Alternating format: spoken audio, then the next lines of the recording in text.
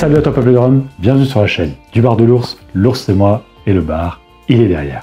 Aujourd'hui on se retrouve pour un versus entre deux bouteilles, deux frères, deux frangines, la même famille. On est chez Nesson, j'ai une bouteille ici présente. On ne parlera pas de ce profil 105, mais nous parlerons du profil 105 bio, avec un sample qui est ici présent, et le profil 107 bio, avec un sample ici présent également. Voici quand même la bouteille, ça c'est le 105 classique, on est sur exactement le même modèle. Les anciens modèles, le packaging, il y en a peut-être qui connaissent, c'était les anciennes bouteilles, c'était ceci. Donc les étiquettes étaient différentes, étaient un peu plus calées sur les anciens rhum blancs. C'était pour vous montrer un petit peu à quoi ressemblaient les bouteilles. Bouteilles de Nesson, vous savez que j'aime bien. Toujours très joli, très esthétique. Ils savent y faire. Ces bouteilles épaules carrées. Et aujourd'hui, on va comparer donc le 105 bio et le 107 bio. Puisque on avait fait la dégustation du 105 et du 107 classique il y a déjà au moins 3 ans, peut-être même 4.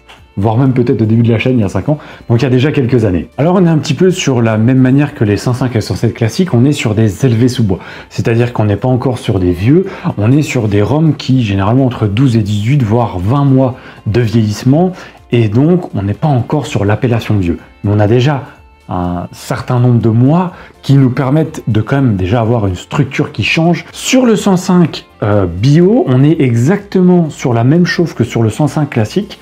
Par contre, à l'intérieur, on est avec du rhum blanc, forcément bio. C'est pour ça qu'on a l'appellation. C'est aussi simple que ça.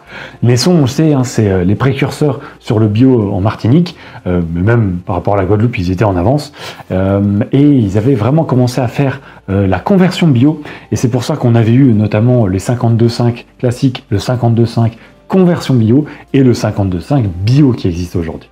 On est sur de pur jus de canne à sucre, on est sur évidemment l'AOC rhum agricole de la Martinique. Donc d'un côté, sur le 105 bio, on est sur un rhum qui titre à 53,3 degrés d'alcool, et sur le 107, on est sur un 53,8 degrés d'alcool. Et pour ce qui est de la bouteille, pour le 105, donc on a les petits liserés un petit peu violets, et pour le 107, on est sur les liserés un petit peu bleutés. Donc on a cette petite différence assez nuancée sur des bouteilles qui se ressemblent énormément. Ils ont appelé ça donc les profils 105 et 107, puisque en fait ce sont des profils de chauffe qui font dans leur fût chez Nesson. Ils vont bousiner l'intérieur du fût, c'est-à-dire le brûler, le cramer pour aller chercher certains arômes, pour aller peut-être chercher certains aspects ou un ADN spécifique qu'ils ont envie d'avoir pour le vieillissement de leur rhum. Donc pourquoi les mettre en face? Parce que tout simplement c'est deux frères, ça semble assez intéressant pour moi, ça semble assez logique parce que c'est quelque chose qui est relativement proche et où on va quand même avoir les nuances justement de chauffe qui sont intéressantes à comparer, qui vont peut-être nous amener des choses, enfin pas peut-être, c'est sûr même, qui vont nous amener des choses complètement différentes. À l'époque, sur la dégustation du 105 et du 107, j'avais préféré le 107 qui était un petit peu plus abrupt, un petit peu brut, un petit peu plus de caractère, et le 105 était peut-être un petit peu plus rond, un petit peu plus, on va dire, facile d'accès, même si on était sur deux jolies choses. Ils étaient aussi, selon moi, très bien à accompagner avec des cigares. Je pense que ceux-ci s'y prêtent assez bien aussi. Et évidemment, pourquoi les comparer? Parce qu'en termes de tarifs, on est exactement sur les mêmes tarifs.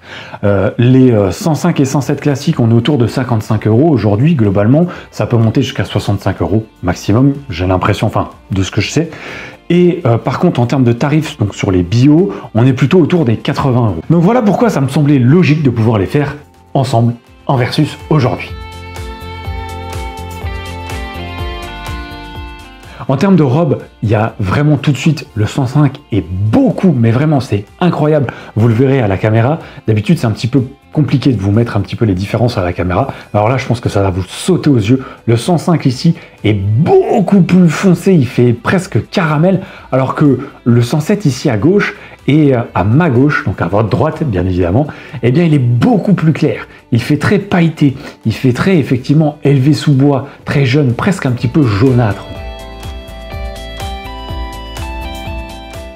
Bon, ce 105, on a vraiment tout de suite le côté brioche, cuite au four, très sucré, perle de sucre, presque un petit peu caramel dégoulinant, qui est extrêmement puissant.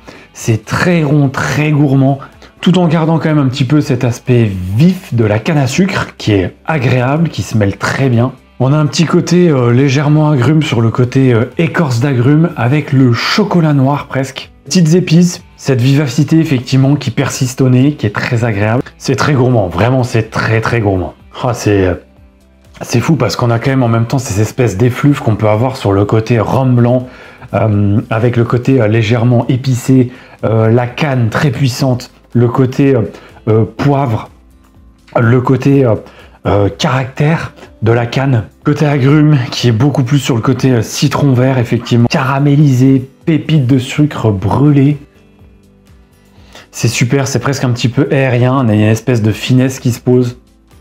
Oh, c'est hyper expressif, très très chaud, très chaleureux.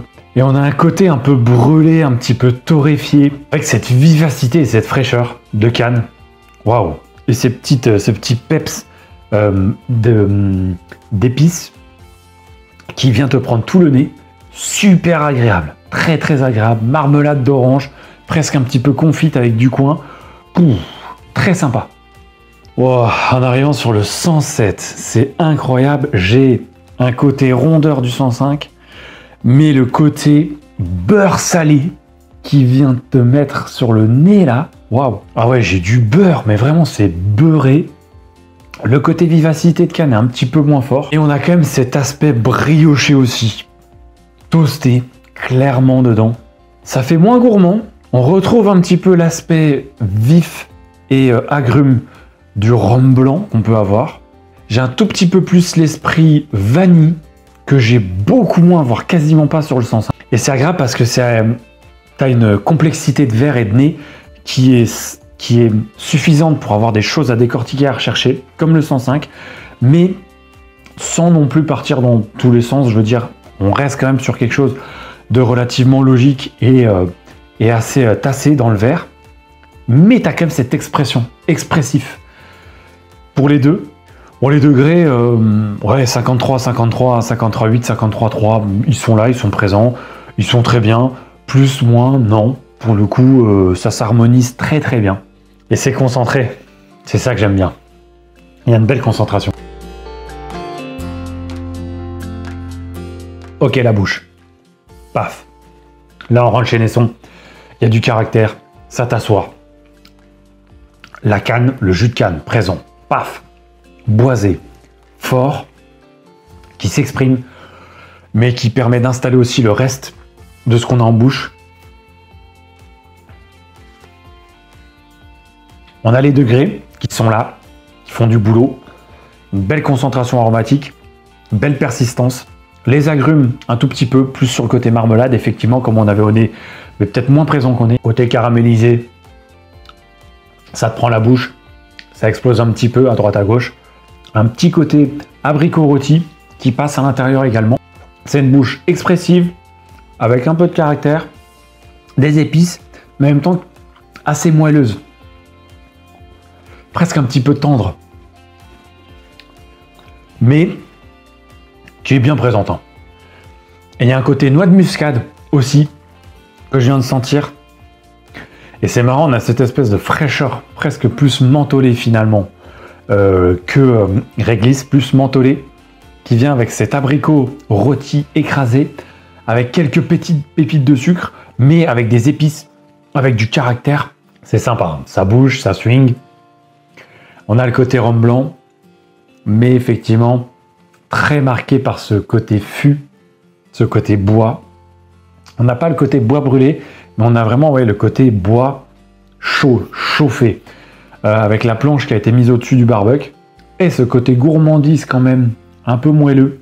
Finalement, un peu entre la tarte à l'abricot et une brioche caramélisée à la praline. Waouh! On est sur deux mondes différents. Le 107 bio est moins concentré, un peu plus gras, plutôt huileux même d'ailleurs, beurré, effectivement vraiment le beurre, c'est un truc de ouf, on a l'impression d'avoir du beurre dans la bouche. Le beurre salé que j'avais au nez, on n'a plus trop ce côté salé, mais on a beaucoup plus le côté effectivement beurre brûlé, beurre qu'on a mis au micro-ondes finalement, fondu. C'est très ample en bouche. C'est moins rond, moins chaleureux. On a le côté caramélisé qui est aussi également présent. Très chauffé, un peu torréfié. Les épices sont aussi présentes. Peut-être un petit peu plus piquantes sur ce 107 que le 105. j'ai l'impression d'avoir une confiture épicée, un petit peu en bouche, sur du pain beurré. Et on a un petit aspect un petit peu laiteux, presque un petit peu chocolat au lait. Et c'est marrant, j'ai l'impression d'avoir le côté un peu noisette également, qui vient se réveiller, je sais pas où, à l'intérieur. Ça fait un peu plus sauvage, mais il y a une belle amplitude de bouche, une belle concentration aussi, différente du 105, peut-être moins persistante. Et on retrouve un tout petit peu le poivre, mais on le retrouvait plus dans le 105 que dans le 107. Ça reste élégant, très élégant, avec une finesse de bouche et une belle attaque. La fraîcheur, elle n'est pas du tout sur le côté mentholé ou réglisse. On est beaucoup plus, par contre, sur le jus de canne, là, pour le coup, sur le côté fraîcheur. Et cet aspect un petit peu, les épices qui viennent amener une vivacité de bouche et de fin de bouche. Ça fait presque un petit peu alcool de riz caramélisé. Il y a moins de gourmandise que dans le 105, mais je le trouve beaucoup plus caractériel et beaucoup moins terre à terre que celui-ci. J'aurais presque envie de dire qu'il est un petit peu moins maîtrisé, mais je pense qu'il est tout aussi maîtrisé. C'est juste que la direction prise est complètement différente. La finale du 105 est un petit peu plus courte que le 107. On a des épices beaucoup plus douces, avec cet aspect caramélisé qui reste, et le bois, que je trouve plus prononcé sur le 105 que le 107, sur cette finale, et la fraîcheur qui disparaît. Cette gourmandise s'estompe presque un petit peu trop vite. Et ça garde quand même une belle prestance aussi, je trouve. La finale, elle est longue, petite fraîcheur, astringence de bouche légère, ce côté beurré quand même qui te permet d'avoir un espèce de côté légèrement doux, légèrement gourmand quand même. C'est joli, hein.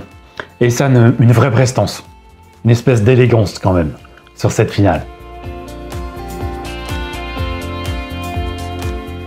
Bon, pour conclure, c'est compliqué de les départager.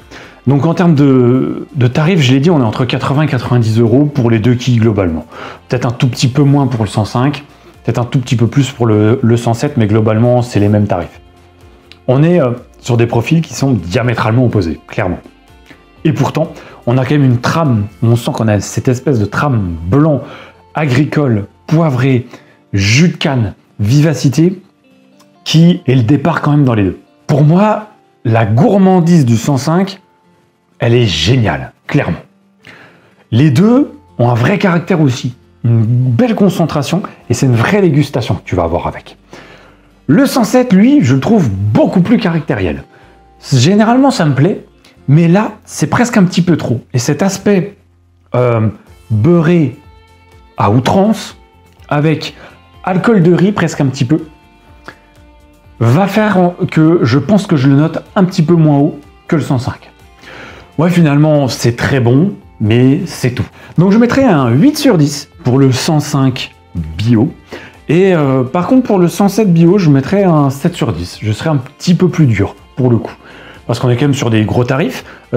Sur ces tarifs-là, tu peux avoir le Naisson vieux, que tu peux avoir dans cette tranche, qui lui est beaucoup plus un monstre d'élégance et d'équilibre, qui sera un peu moins sur cet aspect gourmandise, par contre, un peu moins sur l'aspect beurré, beaucoup plus le traditionnel rhum agricole martiniquais. Vraiment, tu vois, entre le profil 107 bio et le Naisson vieux, à tarif équivalent, moi je vais 1000 fois sur le vieux. Entre le 105 bio et le vieux, je pense que ça va dépendre de ce que tu as envie de boire. Là, tu es vraiment sur le classicisme, mais l'extase, l'expression la plus parfaite de ce que tu peux avoir sur un rhum martiniquais, un AOC de la Martinique. Et là, tu as beaucoup plus cette explosivité gourmande et côté un petit peu pâtissière, voire un peu brioché. Donc voilà, je mettrai un 8 sur 10 pour ce profil 105 bio et un 7 sur 10 pour ce profil 107. Deux très jolis rhums, finalement, mais qui sont sur des tarifs quand même qui sont assez élevés, dans des jolies bouteilles. Vous savez, j'adore les bouteilles carrées, mais alors les bouteilles Naisson, ça fonctionne très bien. Mais j'irai pas au-dessus et on reste sur des choses où quand tu veux mettre 80-90 € dans une quille, tu peux avoir d'autres choses autour qui peuvent avoir tout autant d'attrait. Merci à toi Peuple de Rhum de me suivre dans mes aventures. À très vite sur la chaîne. Peut-être une pause de 3 semaines qui va arriver, je vous en dirai plus. Et sinon, venez sur le compte Instagram, le compte Facebook. Et moi je vous dis bien comme d'habitude, n'oubliez pas plus haut que le rhum.